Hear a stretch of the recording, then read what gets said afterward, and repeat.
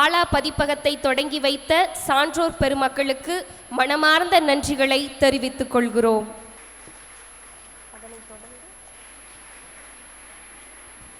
நம்முடைய சிறந்த நண்பன் புத்தகங்களே என்பதை நன்கு உணர்ந்தவர், தமிழ் மொழியின் மீது தனியாத பற்று கொண்டவர், புத்தக வாசிப்பில் அலாதி பிரியம் கொண்ட நமது இன்றைய சிறப்பு விருந்தினர் நம் ஈரோடு மாவட்ட ஆட்சியர் திருமிகு சா. கந்தசாமி ஐயா அவர்களை சிறப்புரை வழங்கிட வருமாறு அன்போடு அழைக்கின்றோம். அனைவருக்கும் முதற்கண் எனது பணிவான மாலை வணக்கத்தை தெரிவித்துக் கொள்கின்றேன். வேளாளர் கல்லூரியினுடைய தாளாளர் அவர்களே, இந்த நிகழ்வில் சிறப்பு விருந்தில் கலந்து கொண்டிருக்கின்ற எழுத்தாளர் பவா செல்லத்துறை அவர்களே, இந்த நூல்களை வெளியிட்டிருக்கின்ற எழுத்தாளர் சரிகா ஜோ அவர்களே, மேடையில் இருக்கிற ஒவ்வொருத்தர் பேரை சொல்ல நேரம் இருக்கிறதுனால நேரம் கருதி நேரடியாக நான் பேச்சுக்கு போயிடுறேன். உண்மையிலே எனக்கு மிகுந்த மகிழ்ச்சியாக இருக்கிறது. ஒரு புதிய பதிப்பகத்தை ஒரு எழுத்தாளராக, ஒரு கதையை சொல்லியாக, பல்வேறு பரிணாமங்களை கொண்டிருந்த சரிதா ஜோ இன்றைக்கு ஒரு பதிப்பாளராக தன்னுடைய வாழ்க்கையில் புதிய தடம் பதிக்கிற ஒரு நிகழ்வில் கலந்து கொள்வதில் மிகுந்த மகிழ்ச்சி அடைகிறேன். ஏற்கனவே எனக்கு தெரிந்து அவர் எஸ். ராமகிருஷ்ணன் தன்னுடைய படைப்புகளுக்கு மட்டுமே தேசாந்தரி அப்படின்னு ஒரு பதிப்பகத்தை இப்போது நடத்தி வைத்திருக்கிறார்.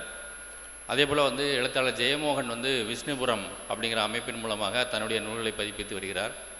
ஐயா பவா அவங்களுடையும் வம்சி பதிப்பகம் மூலமாக பல்வேறு நூல்களை பதிப்பித்து வருகிறார்கள். இப்போ எழுத்தாளர்களாகவே பதிப்பாளராக இருக்கிறதும் அப்படிங்கிறதுல நிறைய சிறப்புகள் இருக்குது. என்ன அப்படின்னா, அந்த புத்தகங்களுடைய வடிவமைப்பு மற்றும் இதெல்லாம் பார்த்திங்கன்னா இது போன்று தேர்ந்த ஆட்கள் பண்ணும் பொழுது தான் அந்த புத்தகத்தினுடைய தரம் மிகுந்த கலைநயத்தோடு அந்த புத்தகம் வெளியிடப்படும். நீங்கள் ஆயிரக்கணக்கான புத்தகங்களை பார்க்கலாம், ஆனால் சில நிறுவனங்களுடைய வெளியிட பார்த்தோம்னாலே அது நமக்கு அதனுடைய தரம் தெரியும். அந்த புத்தகத்தை எடுத்து வாசிக்கணும்னு தோணும்.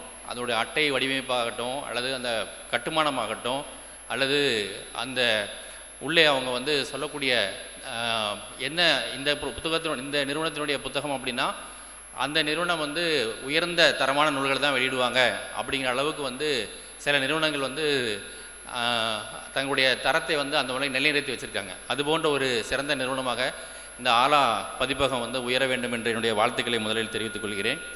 ரெண்டு விஷயம். ஒன்று எனக்கு பரிசாக கொடுத்த புத்தகம் கடந்த 20 நூற்றாண்டுகளில் நெல்லை சீமையில் சிறுகதைகள் அப்படின்னு சொல்லிட்டு நான் நெல்லை சீமையில் பிறந்தவன் அந்த புத்தகத்தை வாங்கும்போது பெரும் மகிழ்ச்சி அடைந்தேன்.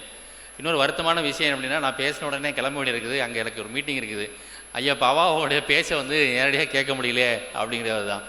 ஆனாலும் பரவாயில்லை, நான் யூடியூப்பில் வீடியோவில் கண்டிப்பாக கேட்டுருவேன். இந்த நிகழ்வில் 1-2 விஷயங்களை மட்டும் நான் சொல்ல விரும்புகிறேன். என்ன அப்படின்னா, பொதுவாக நம்ம எல்லாருமே என்ன நினைச்சிடும் அப்படின்னா, ஒரு அரசு வேலைக்கு போயிட்டா இல்லைனா ஏதோ ஒரு தனியார் வேலைக்கு போயிட்டா கூட அதோட படிப்பை நிப்பாட்டிடணும் அப்படின்னு ஒரு எண்ணம். அதே போல் ஆண்களுக்கோ பெண்களுக்கோ திருமணம் ஆகிடுச்சுன்னா அதுக்கப்புறம் வாசிக்க வேண்டியதில்லை அப்படிங்கிற ஒரு எண்ணம். இப்போ என்னை பொறுத்த மட்டும் நான் 95ஆம் ஆண்டு அரசு பணிக்கு வந்தேன். அப்போ நான் டிகிரி ஹோல்டர் இல்லை, நான் டிப்ளமோ முடிச்சுட்டு தான் வேலைக்கு வந்தேன்.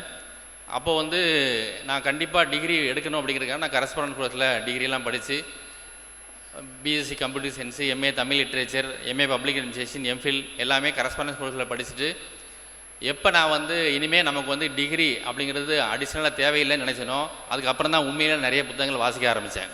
ரெண்டாவது, எழுத்தாளருங்கிறத விட இந்த கதை சொல்லி அப்படிங்கிற பாத்திரம் எனக்கு ரொம்ப பிடிக்கும்.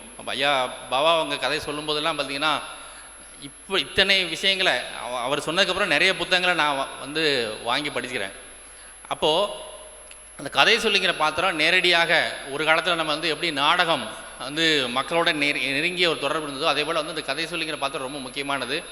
அதை நீங்கள் எத்தனை நூல்கள் எழுதினாலும் பதிப்பித்தாலும் அந்த பாத்திரத்தை நீங்கள் தொடர்ந்து செய்யணும்னு நான் கேட்டுக்கிறேன். அதுதான் மாணவர்களை ஊக்குவிக்கக்கூடியது, அவங்களோட உணர்வோடு ஒன்றி அவர்கள் மேலும் உயர்வதற்கான வழியை கொடுக்கும் அப்படின்னு நான் கேட்டுக்கொள்கிறேன்.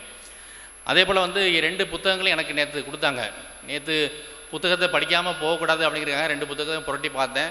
உண்மையிலே 2 புத்தகங்களும் மிக அருமையான ஆவணங்களாக படைக்கப்பட்டிருக்கின்றன. ஒன்று அறிவோம் ஆளுமை அப்படிங்கிற தலைப்பில் ஒரு 12 முக்கியமான ஆளுமைகளை குறித்து மிக எளிய வடிவில் அவங்க அந்த புத்தகத்திலே ரொம்ப அருமையாக சொல்கிறாங்க. என்ன சொல்கிறாங்க அப்படின்னா, இந்த புத்தகம் அந்த அறிஞர்களை குறித்து முழுவதுமாக எடுத்து கொடுக்குறாது. ஆனால் முதல்ல வந்து ஒரு சாம்பிள் மாதிரி நம்ம சினிமாவுக்கு ட்ரையல் வரும் இல்லையா, அதுபோல் அந்த அறிஞர்களை மாணவர்களுக்கு அறிமுகப்படுத்தும் வகையில் மிக எளிய நடையில் உரையாடல் வழியில் அவர்களை குறித்த முக்கியமான செய்திகளை சொல்வதன் மூலமாக அவர்களை குறித்து மேலும் தெரிந்து கொள்வதற்கான ஆர்வத்தை தூண்டும் விதமாக இந்த புத்தகம் படைக்கப்பட்டிருக்கிறது.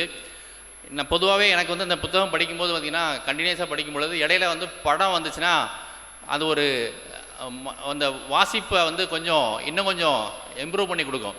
அந்த மாதிரி வந்து இதில் இந்த புத்தகத்தில் வந்து மிக அரிதான புகைப்படங்களை வந்து படங்களாக வந்து அவங்க கொடுத்துருக்கிறது வந்து உண்மையிலே அந்த புத்தகத்தை வாசிக்கும் பொழுது அந்த வாசிப்பு அனுபவத்தை வந்து ஒரு மகிழ்ச்சியான அனுபவமாக மாற்றி கொடுக்கிறது.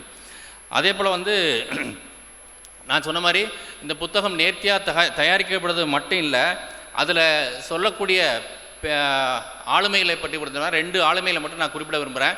அதில் எல்லாருக்குமே தெரிந்த நம்ம காந்தியில் ஆரம்பித்து மார்க்ஸில் ஆரம்பித்து நிறைய பேர் சொல்லியிருக்காங்க. எனக்கு வந்து மிக ஆச்சரியமான என்னன்னா, நான் வந்து ஏற்கனவே வந்து கோயம்புத்தூரில் இருக்கிற அந்த sugar cane research breeding institute நான் 2-3 தடவை போயிருக்கேன். நான் வந்து சுகர் மில்லில் எம்டியாக இருக்கும் பொழுது.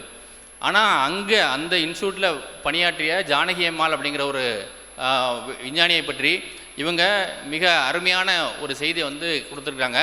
உலகம் பூரா மிக பெயர் பெற்ற ஒரு இந்திய விஞ்ஞானியை வந்து அவங்க நமக்கு இங்கே அடையாளம் காட்டியிருக்காங்க. அதே போல் வந்து கிரேட்டா தன்பர்க் அப்படிங்கிற ஒரு பெண் காலநிலை மாற்றம் குறித்து உலகத்தையே திரும்பி பார்க்க வைத்த ஒரு பெண்ணை குறித்த ஒரு அறிமுகமும் வந்து மிக சிறப்பாக செய்யப்பட்டிருக்கிறது. அதே போல் எனக்கு வந்து எப்போவுமே மனதிற்கு பிடித்த ஒரு வரலாற்று நாயகன் அப்படின்னு சொன்னால் நம்ம சேகர்ராய் சொல்லலாம். நான் வந்து டிஎன்பிஎஸ்சிக்கு குரூப் 1க்கு படிச்சுக்கிட்டு இருக்கேன். அப்போ என்னோடய நண்பர்கள் வந்து எப்போவுமே காலையில் வந்து உட்காந்தாங்கன்னா ஈவினிங் வரைக்கும் நாங்கள் வந்து லீவு போட்டு படிச்சுக்கிட்டு இருப்போம். அந்த நேரத்தில் கூட எனக்கு வந்து இந்த பொதுவான விஷயங்களை படிக்கிறதுக்கு வந்து ஆர்வம். அந்த அகடமிக்காக படிக்கிறதுனா எனக்கு வந்து கொஞ்சம் வேப்பாங்க எல்லோரும் மாதிரி எனக்கும் பிடிக்காதது. அப்போ ஒரு நாள் வந்து நான் லைப்ரரிக்கு போயிட்டு அந்த சேவுடைய வந்து மோட்டார் சைக்கிள் டைரி குறிப்புகள் வந்து எனக்கு கிடச்சிருச்சு. அந்த புத்தகம் அது ரொம்ப நாளாக தேடிட்டு இருந்த புத்தகம் கிடச்சிருச்சுன்னு சொல்லிட்டு நாங்கள் போய் அங்கே வச்சோடனே என் கூட உட்காந்து படிக்கிற அந்த குரூப் 1 படிக்கிறவங்க போகிறோம், நீ எங்களுக்கு வெறுப்பேற்றுக்குனே நீ படிக்கிற, நாங்களாம் கஷ்டப்பட்டு வந்து சப்ஜெக்ட் படிச்சுட்டு இருக்கோம், நீ மட்டும் எப்பா இதெல்லாம் ரொம்ப ரேர் புக்குப்பா, இதை வந்து படிக்கணும் அப்படின்னு சொல்லலாம்.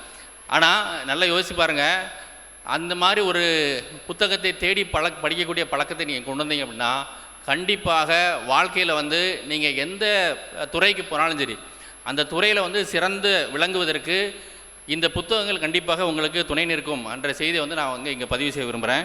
அடுத்ததாக .2 அப்படிங்கிற ஒரு புத்தகம். அந்த புத்தகம் வந்து நான் வந்து முழுமையாக படிக்கலை.